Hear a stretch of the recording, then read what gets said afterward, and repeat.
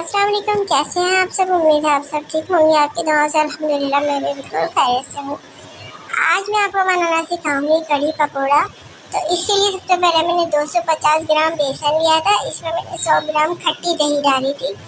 ये मैं मुझसे ना रिकॉर्ड करना मिस हो गया, तो मैं आपको इसलिए बता रही हूँ। इसमें सिर्फ अभी बेसन और दही मिक्स है। 250 ग्राम बेसन और 100 ग्राम दही। इसके बाद मैंने 2 टीस्पून इसमें लाल मिर्च ली है, हल्दी 2 टेबल स्पून, मोटी मोटी कटी हुई दरमियानी साइज की एक प्याज, अदरक लहसुन, कड़ी पत्ता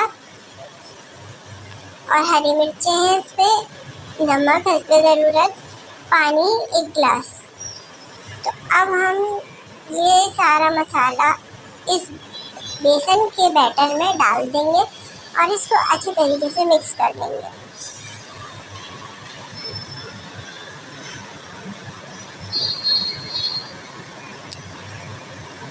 आप मेरे स्टाइल की कढ़ी बना के देखिएगा। मुझे उम्मीद है कि आपको इस तरह से कढ़ी पकौड़ा बहुत पसंद आएगा। कढ़ी बहुत तरीके से बनती है, लेकिन आज हम बहुत ही सिंपल वे में कढ़ी पकौड़े बनाएंगे।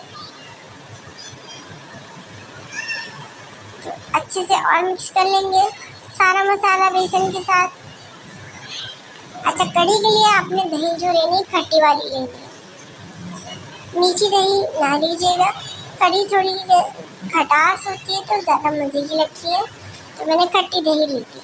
आप भी खट्टी कोशिश करें, खट्टी दही लें। नहीं तो दही को एक दिन पहले से मंगा के आप फ्रिज में रख दें। तो अच्छे तरीके से बैटर को मिक्स कर लेंगे। तो अब हम चूल्हे की तरफ आ चुके हैं। मैंने 8 गिलास पानी यानी कि 2 किलो पानी चूल्हे पे पहले से ही रख दिया था। तो ये बेसन का बैटर अब हम पानी में मिक्स कर देंगे।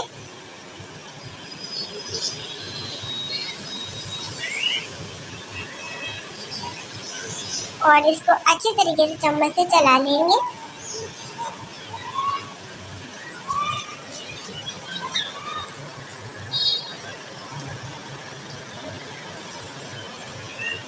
इमली 4 से 5 दाने मैंने इमली के डाले हैं। तो मैं दही के साथ इसमें इमली भी मिक्स करती हूँ। अब मैं ढक्कन लगा के इसको रख दूँगी।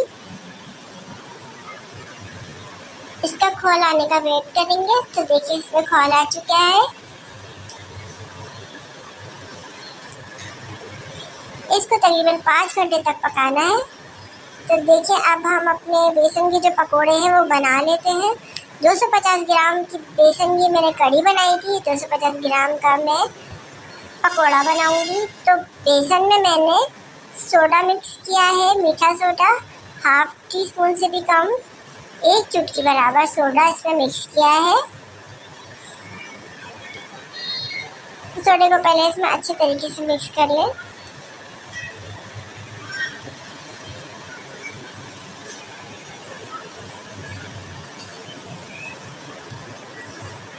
वन टीस्पून के करीब मैंने इसमें नमक डाला है और नमक को भी अच्छे तरीके से मिक्स कर लेंगे।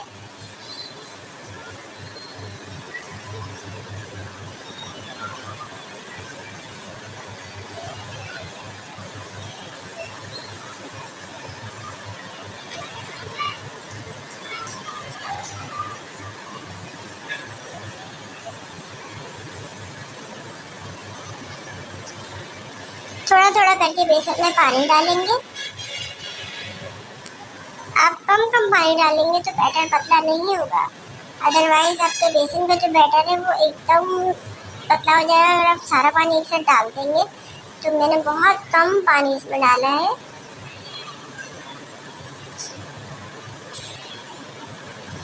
तो बेसन को अच्छे तरीके से आप फेंट लें।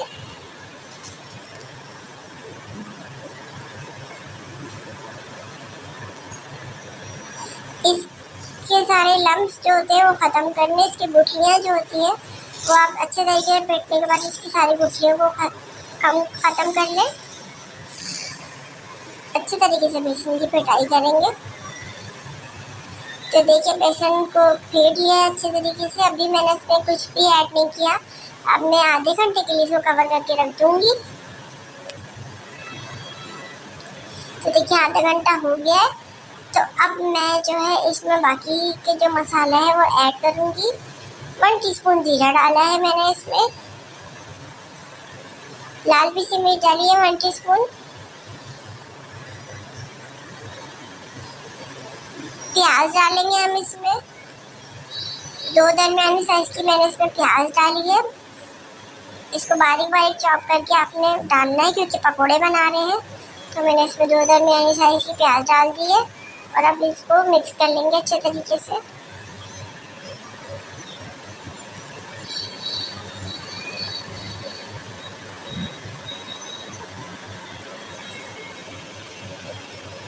अच्छे तरीके से आपने इसको मिक्स करके फिर कवर करके आपने इसको रख देना है तकरीबन 15 मिनट के लिए।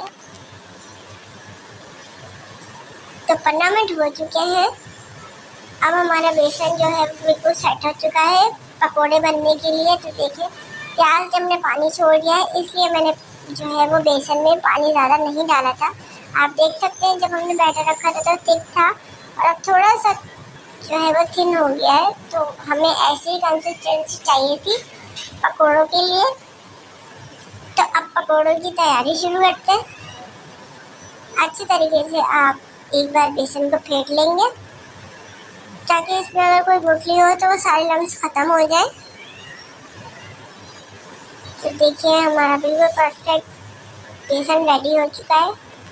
तो मैंने चूल्हे पे ऑयल को पहले से गर्म कर लिया था। तो अब मैं इसमें छोटे छोटे साइज़ के पकोड़े फ्राई कर लूँगी। अगर आप बड़े बड़े पकोड़े फ्राई करेंगे तो वो जल्दी गलते भी नहीं है, अंदर से कच्चे रह जाएंगे और ज़्यादा मज़ा भी नहीं देते। हमेशा आप कढ़ी के लिए छोटे पकोड़े बनाएं और जो है वो हल्की आंच पे पकाएं ताकि पकोड़े जो है वो अंदर से भी पक जाए और ऊपर से भी। अगर आप इसको तेज़ आंच पे पकाएंगे तो आपके पकोड़े ऊपर से तो फ्राई हो जाएंगे लेकिन अंदर से कच्चे रहेंगे। तो देखिए मैंने स्लो आंच पे पकोड़े फ्राई किए हैं। तो मेरे पकोड़े जो है वो रेडी हो गए हैं। अभी